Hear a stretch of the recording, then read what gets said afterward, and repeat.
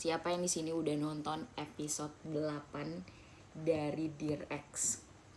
Kita bahas sedikit. Menurut gue ini drama mind blowing banget sih. Dari 8 episode yang gue tonton, menurut gue ini memang drama tentang psikologi. Tipis-tipisnya tentang trauma dan juga dark psychology. Bagaimana seseorang memanfaatkan psikologis atau kecekatan dia dalam mengobservasi kelemahan orang lain untuk keuntungannya sendiri. Balik lagi, orang-orang manipulatif ini dari drama ini menurut gue tercipta karena masa lalu yang juga suram, kayak trauma-trauma yang dia miliki. Begitulah tokoh Ajin sendiri, sangat amat manipulatif, dan sebenarnya di satu sisi kita juga sangat iba kepadanya. Jadi gue tuh pas nonton Dear Ex mikir, apakah gue harus takut, apakah gue harus kasihan, apakah gue harus mempertanyakan Ajin ini selalu. Karena memang something tentang psikologi kita tuh dibuat bingung sama emosi dan kemungkinan-kemungkinan yang manusia bisa lakukan. Gue akan ngasih tahu sedikit cuplikan yang menurut gue mind blowing banget dari drama ini. Yang pertama itu di sini. Jadi dia bilang, kau hanya berdiri dan melihat karena kau punya rasa kemanusiaan. Jadi di saat ini si cowoknya lagi nanyain, apakah kamu benar-benar ngebunuh si nenek itu? Dan dia kemudian malah ngerelatein sama si cowok tidak bisa ngelakuin apapun di saat mamanya dia nyiksa Ajin. Padahal di saat itu konteksnya mereka lagi ngomongin Ajin yang bikin si nenek ini kecelakaan. Dan itu sebenarnya gaslighting ya. Ini sendiri gue pelajari dari buku. Lagi gue baca ini, Dark Psychology. Mungkin beberapa orang bilang buku ini kayak tidak ditulis oleh psychologist, tapi menurut gue pemaparannya cukup menarik karena memang sesuai sama kehidupan sehari-hari dan ringan, tapi juga menurut gue dia nggak bikin ini asal-asalan sih. Selanjutnya gue akan kasih cerita sedikit ya. Ini agak spoiler alert untuk teman-teman yang udah nonton, kita bisa bahas dan coba mengerti, tapi kalau yang untuk yang nggak nonton gue minta maaf nih. Tapi ini sebenarnya lebih ke analisa gue aja ya.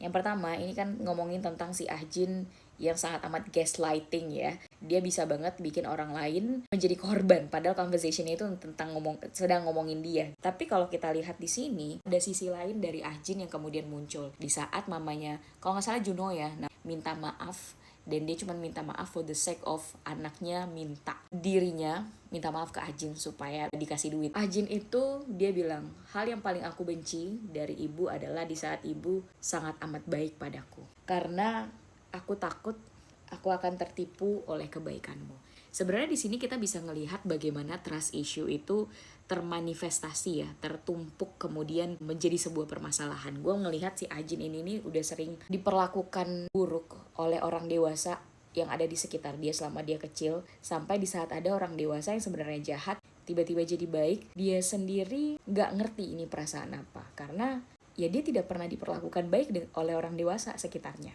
Jadi itu memang ngomongin tentang si trauma Ajin.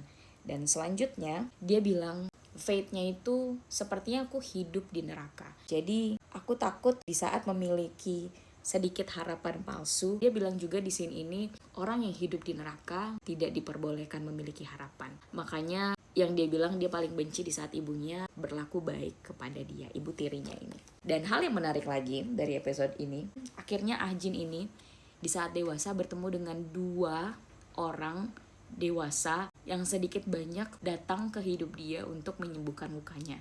Orang dewasa yang tahu sesulit apa hidupnya Ajin dan mencoba mengerti kenapa dia menjadi orang yang sangat amat toksik. 2 orang dewasa ini memaafkan apa yang Ajin lakukan. Sebenarnya sih kalau kita ngomongin tentang psikologi ya, di saat kita pengen coba ngerti aja kenapa seseorang ngelakuin sesuatu, biasanya itu didasari oleh alasan yang bisa jadi sangat dalam, sangat menyakitkan, dan sangat memprihatinkan. Gitu juga dengan Ajin. Seperti halnya orang yang harus 5 tahun di penjara karena Ajin memanipulasi kematian ayahnya. Dan nenek yang juga pas Ajin salah, Ajin ngaku dan neneknya maafin. Ternyata Ajin gak bunuh nenek ini, tapi memang apa yang dia kasih tahu itu sesungguhnya. Dan sebenarnya kebiasaannya adalah Ajin tuh gak tahu bagaimana bereaksi di saat sebuah tragedi terjadi, karena dia udah dekat dengan kematian itu terlalu sering. Jadi di saat sebenarnya dia gak ngelakuin apapun, she don't know how to react, karena dia gak salah sebenarnya, tapi dia sendiri gak membela dirinya pas dia gak salah. Ajin sebenarnya lagi berdoa ya, ini semua salahku. selamatkan nyawanya. Ini adegan yang sangat amat powerful menurut aku karena kita tahu betapa rapuhnya si Ajin ini yang dicap manipulatif. Saat itu dia tuh mencoba percaya, oh ternyata memang ada orang dewasa yang baik. Karena si nenek ini ngajarin, kamu tuh anakku, sama seperti cucu-cucuku. Gak apa-apa bikin salah, kita akan selalu terima. Kamu ngaku salah kan? Dia cuma bilang gitu doang sama Ajin. Terus Ajin bilang, iya. Sampai dia berdoa sama Tuhan. Ajin itu cuma 2 kali berdoa sama Tuhan. Pas bapaknya mau meninggal, karena dia akan terbebas dari nerakanya, siksaan orang tuanya. Yang kedua, waktu nenek ini. Dia doa sama Tuhan. Sebenarnya kalau kita ngelihat tokoh Ajin, menurut aku dia itu nggak benar-benar jahat. Apapun yang Aji lakukan, selalu instingnya itu survive. Dia pengen bertahan. Dia nggak pernah gangguin orang yang nggak ngapa-ngapain dia. Dia selalu menjatuhkan orang lain yang mengancam kehidupan dan survivingnya dia. Itu bikin aku bertanya lagi, apakah sosok Ajin ini, selaku kita ya yang nonton dramanya, benar-benar 100% orang jahat?